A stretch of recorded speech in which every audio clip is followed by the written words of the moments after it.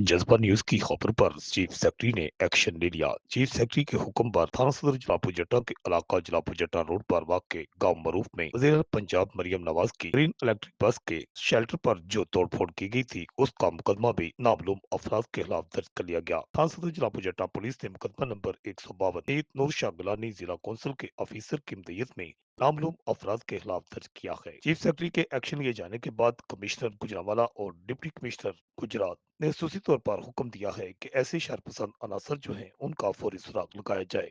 DPO Gujarat Rana Umar Farooq ने भी खसूसी टीमें तश्कील दे दी हैं। हालिया दिनों में शहर में नस्ब इलेक्ट्रिक बस सर्विस के बस शेल्टर को नुकसान पहुंचाने और तोड़फोड़ करने की कोशिश की गई। इस समय सांसद गुजरात और सांसद जलालपुर जट्टा में मुकदमा दर्ज कर लिए गए, जबकि एक मुलजम को शनाख्त के बाद गिरफ्तार भी कर लिया गया, जबकि दीगर नामालूम अफराद की तलाश जारी है। इस समय बोले चौक और जलालपुर जट्टा रोड के मुतलिक देहात जो है वहां पर छापे मारे जा रहे हैं, जबकि गांव मरूफ में भी सर्च ऑपरेशन का आगाज कर दिया गया है। असिस्टेंट कमिश्नर गुजरात अब्दुल कदीर जरकुन का कहना है कि ये बस शेल्टर्स और दीगर अवामी सहूलियात आवाम की सहूलत और टैक्स के पैसों से तामीर की गई हैं, कौमी अमलाक हैं, इनको नुकसान पहुंचाना एक संगीन जुर्म है जिस पर कानून के मुताबिक सख्त कार्रवाई की जाएगी। तमाम शहरों से गुजारिश है अवामी अमलाक की हिफाजत को अपनी जिम्मेदारी समझे। अगर कोई शख्स बस शेल्टर या किसी भी सरकारी तंजीम को नुकसान पहुंचाता नजर आए तो फौरन जिला इंतजामिया पुलिस या मुतलका हुकाम को इतला दें। अपने शहर को साफ महफूज और खूबसूरत रखने में इंतजामिया के साथ तावन करें। रिपोर्ट आकाश न्याजी गुजरात।